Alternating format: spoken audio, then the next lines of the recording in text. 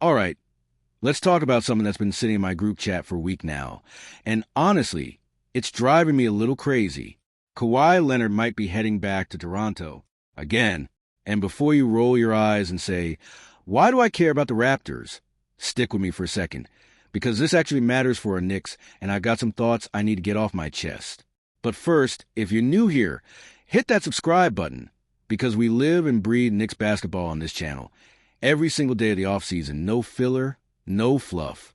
And if you agree with anything I say in the next 10 minutes, or if you think I'm completely off base, I want to know.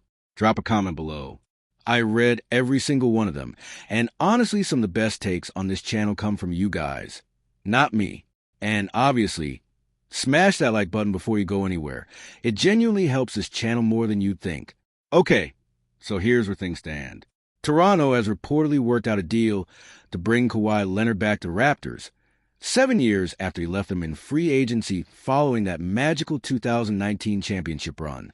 The framework, from what's being reported, involves the Clippers sending Kawhi north in exchange for a package built around Brandon Ingram, Grady Dick, 2 unprotected first-round picks, a first-round pick swap, and a couple of second-rounders. That is an enormous haul for a guy who just turned 35 years old. But here's the catch, and this is the part that I find genuinely fascinating. The trade is frozen. It's not happening yet. Why? Because there's an ongoing investigation into an alleged salary cap circumvention scheme tied to the Clippers and a company called Aspiration.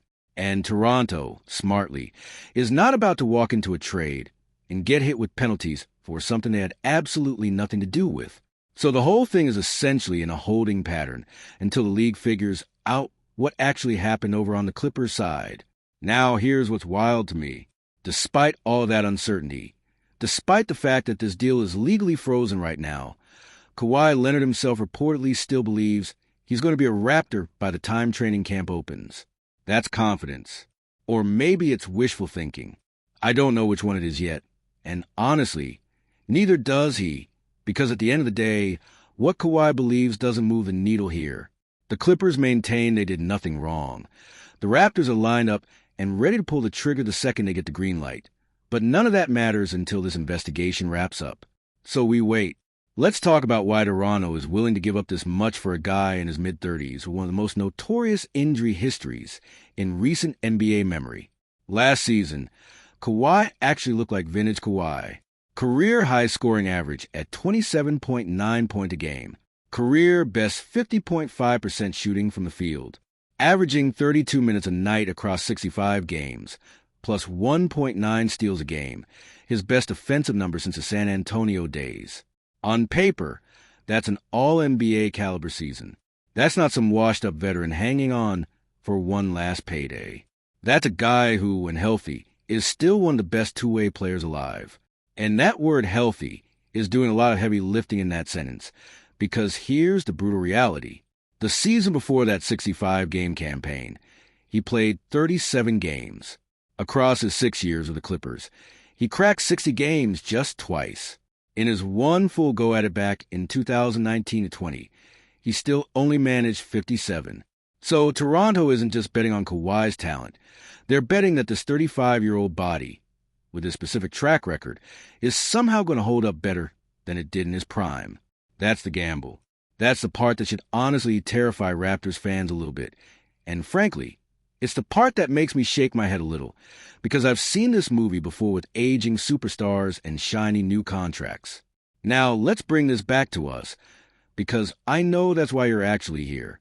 Here's what gets me fired up.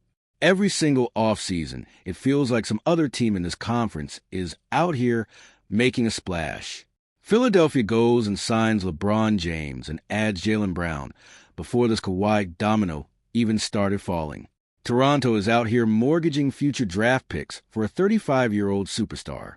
Meanwhile, our Knicks, the actual defending champions, sit back, run it back with the starting five that got us the title, and everybody acts like we're the boring pick. And I'll be honest with you, that frustrates me. It genuinely does. Where's the appreciation for what this roster already accomplished? Why does continuity get treated like a weakness instead of the biggest strength in the entire Eastern Conference? But then I stop and actually think about it for a second, And here's where my frustration turns into something closer to pride. We don't need a splashy trade. We don't need to hope some 35-year-old with a fragile injury history somehow stays on the floor for 70 games. We don't need to pray that a locker room full of brand new personalities figures out chemistry in real time while the games actually count. Philadelphia has to hope Jaylen Brown fits.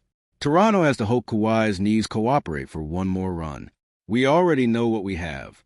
Our starting five is intact. Our depth is intact. Our identity is intact. That's not boring. That's the biggest luxury in this entire conference. And I don't think enough people are giving us credit for it. So yeah, is it exciting to imagine Kawhi Leonard suiting up for Toronto again, turning the Raptors back into a legitimate threat in the Atlantic? Sure, from a basketball entertainment standpoint, absolutely. That's a fun storyline. But as a Knicks fan, I'm not losing a single minute of sleep over it. If this trade actually clears the investigation and goes through, we will believe it when we see Kawhi Leonard healthy and dominant for a full 82-game season, because history says that is not the way to bet. Until then, every other team in this conference can keep chasing shiny new pieces and hoping it all comes together. We already have our answer standing in that locker room right now. All right, that's my take, and I genuinely want to hear yours. Do you think this Kawhi trade actually gets finalized before training camp, or does this investigation drag out even longer? And more importantly, does it even move the needle for you as a Knicks fan? Let me know down in the comments. I promise I'm reading them, and I will probably respond to a bunch of you. If you made it this far, do me a favor and hit that like button. It really does make a massive difference to this channel and helps more Knicks fans find these videos.